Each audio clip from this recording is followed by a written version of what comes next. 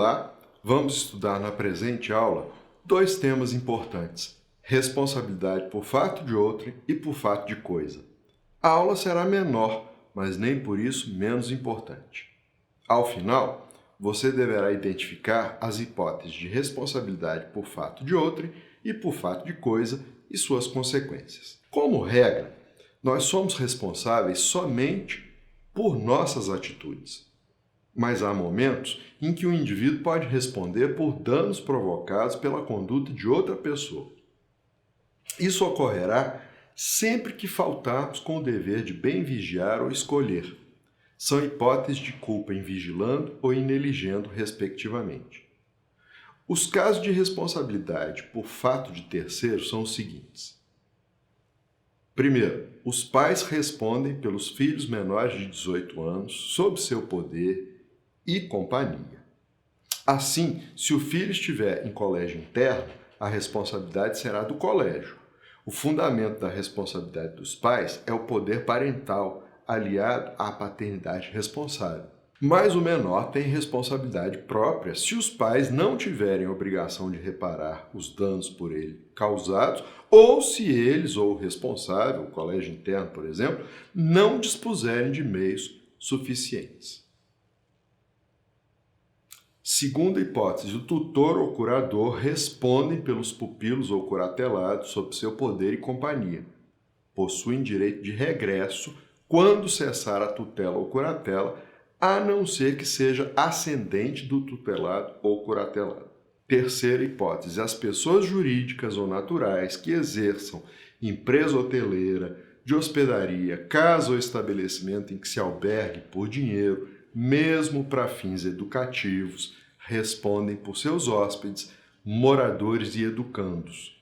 Em relação aos hotéis, pensões, pousadas e assemelhados, a sua responsabilidade se resume aos danos causados pelos hóspedes dentro do estabelecimento. De qualquer jeito, terão, evidentemente, direito de regresso contra o causador dos danos. Outra hipótese: aquele que gratuitamente participar nos produtos de um crime praticado por outrem responderá pelos danos até a quantia com que se haja beneficiado. Assim, se eu aceito como presente joias roubadas de uma joalheria, eu respondo pelos danos causados à loja até o montante com que me haja beneficiado, além de responder criminalmente, se for o caso. Em outras palavras, eu perco as joias que eu ganhei. Outra hipótese: o empregador responde pelos danos que seus empregados, no exercício de sua atividade, causarem a terceiros. A culpa que deve ser provada pela vítima é a do empregado e não a do empregador.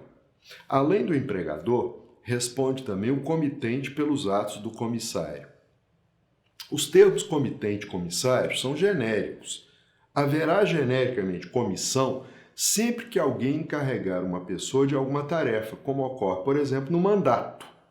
O mandante incumbe o mandatário, mediante procuração, de realizar alguma tarefa em seu nome.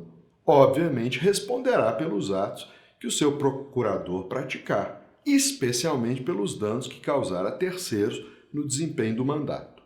Em todos esses casos, seja em vigilando ou em neligendo, a culpa, na verdade, não interessa, a não ser para efeito de ação regressiva, se for o caso.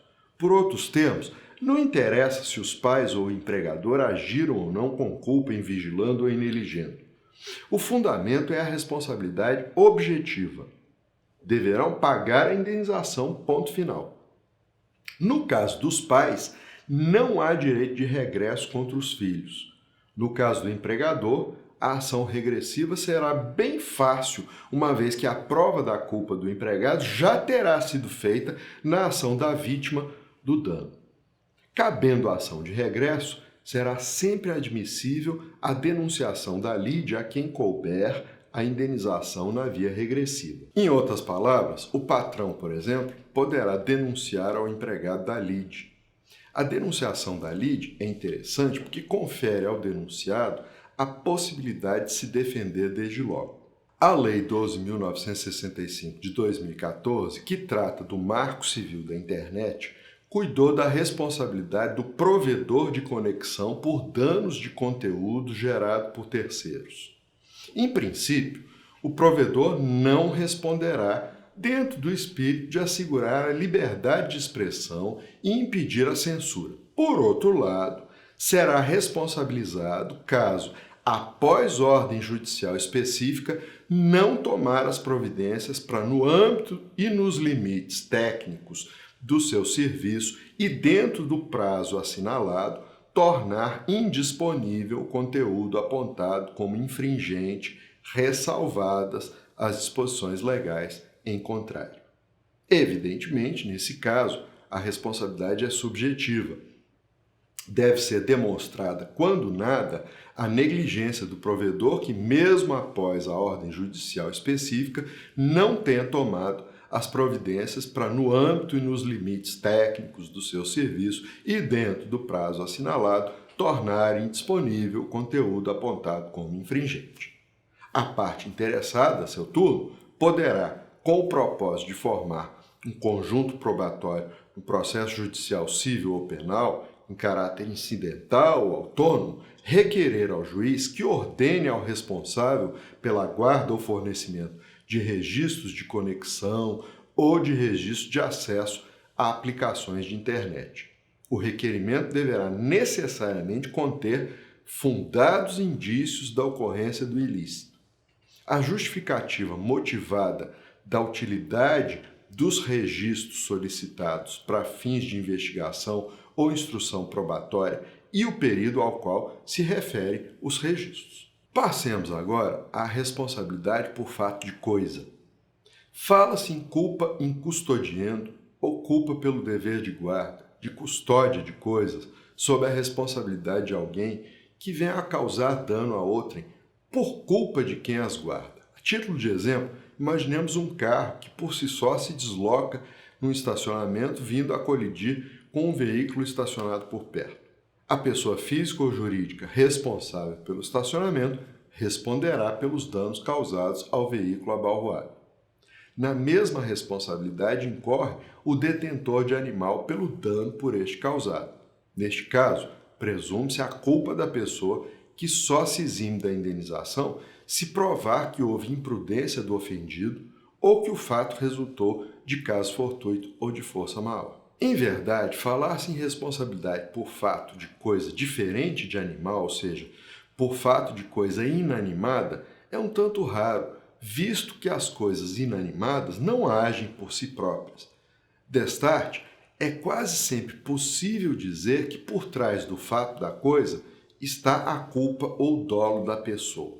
No entanto, há hipóteses em que essa culpa é de difícil apuração ou é mesmo inexistente. Exemplo seria o da cancela mecânica em algumas entradas de veículo. Se a cancela se fecha em cima do automóvel que está passando, o responsável pelo estacionamento responderá por fato de coisa e só se eximirá da responsabilidade provando que a culpa foi exclusiva da vítima.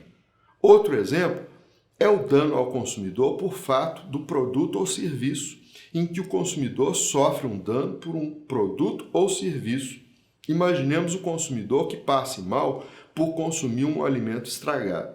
No caso, a responsabilidade será em princípio do fornecedor e independerá da prova da culpa. Incumbe ao fornecedor demonstrar que a culpa teria sido do consumidor ou que o dano teria ocorrido de qualquer maneira. É isso. Vamos aos exercícios?